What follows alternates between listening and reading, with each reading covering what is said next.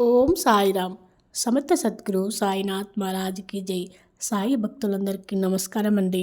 సాయిబాబా దయ వల్ల ప్రతి ఒక్కళ్ళు సంతోషంగా ఆనందంగా ఉండాలని మనస్ఫూర్తిగా కోరుకుంటూ వీడియో చేస్తున్న బాబా సందేశం ఏంటంటే, నానాసాహెబ్ చాందోద్కర్ జున్నేర్లో మమతాదారులుగా ఉన్నాడు.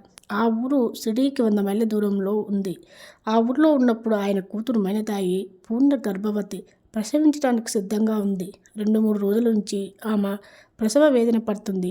నానాసాహెబ్ అన్ని రకాల మందులు వాడుకుంటూ కానీ ప్రయోజనం కనిపించలేదు. ఆమె పరిస్థితి ప్రమాదకరంగా ఉంది. భరించరాని బాధలో ఆమె బాబా బాబా అని కేకలు పెట్టసాగింది. సంరక్షణైన బాబాకు 100 మైళ్ళ దూరంలో ఒక లెక్క కాదు.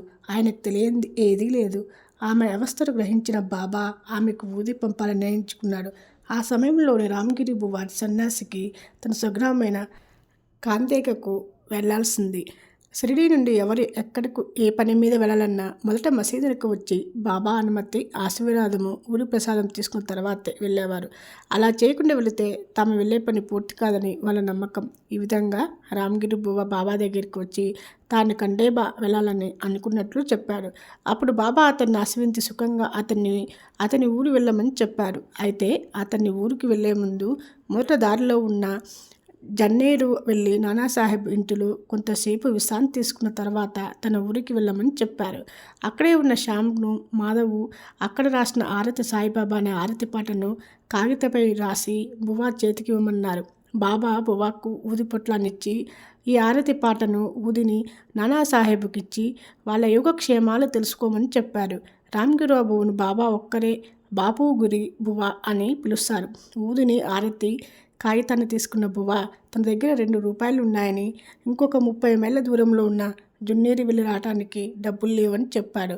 అప్పుడు బాబా అన్నీ అవే సమకూరుతాయి కాబట్టి అతన్ని నిశ్చింతంగా ప్రయాణం కమ్మని చెప్పారు. బాబా మాటలపై నమ్మకంతో రామగిరి బువ్వ షిరిడీ నుంచి ప్రయాణమై సుమారు రాత్రి 2:30 గంటలకు జలగాం చేరాడు. అక్కడి నుంచి జన్నేరు సుమారు 20 మైళ్ళ దూరంలో ఉంది. బాబా మాటలపై నమ్మకంతో అక్కడ రైలు దిగాడు. కానీ అర్ధరాత్రి చలిలో చేతిలో పైసా కూడా లేక రైల్వే స్టేషన్లో దిగిన అతని పరిస్థితి ఏంటి?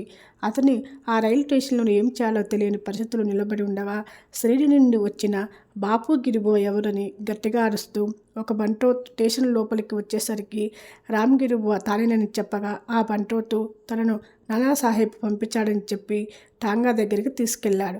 అందమైన టాంగాకు 2 మంచి జాతి గుర్రాలు కట్టి ఉన్నాయి.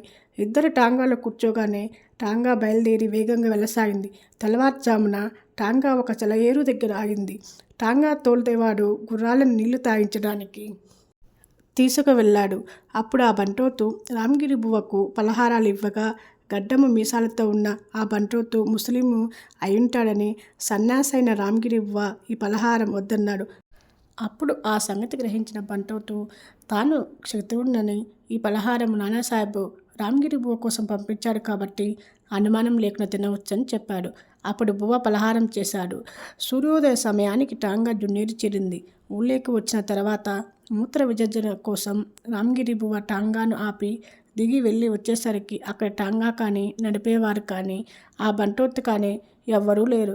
ఆశ్చర్యపోయిన రామగిరి బువ్వ దగ్గరలో ఉన్నవారిని నానాసాహెబ్ ఇల్లు ఎక్కడుందో అని అడిగేసరికి వాళ్ళ దగ్గరలోనే ఉన్న నానాసాహెబ్ ఇల్లు చూపించారు.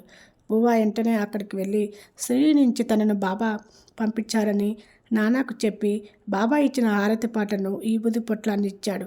వెంటనే నానాసాహెబ్ కష్టకాలంలో తమను ఆదుకున్న బాబాకు నమస్కరించుకొని సంతోషంతో ఊదిని నీళ్ళల్లో కలిపి మైనతాయికి తాగించి తాను స్వయంగా హారతి పాటను పాడారు.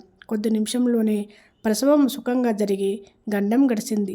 ఈ హడావిడి అయిపోయిన తర్వాత బువ్వ నానాతో, నానా తనకు టాంగాను, బంటోతును పలహారాలను పంపించినందుకు కృతజ్ఞతలు తెలిపాడు.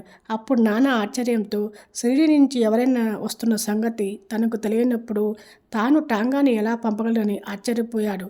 అప్పుడు ఆలోచించగా రామగిరి బువ్వకు జలగాం రైల్వే స్టేషన్లో ఆ బంటోతు తనను బాపుగిరి బువ్వ అని పిలవటం గుర్తుకు వచ్చింది.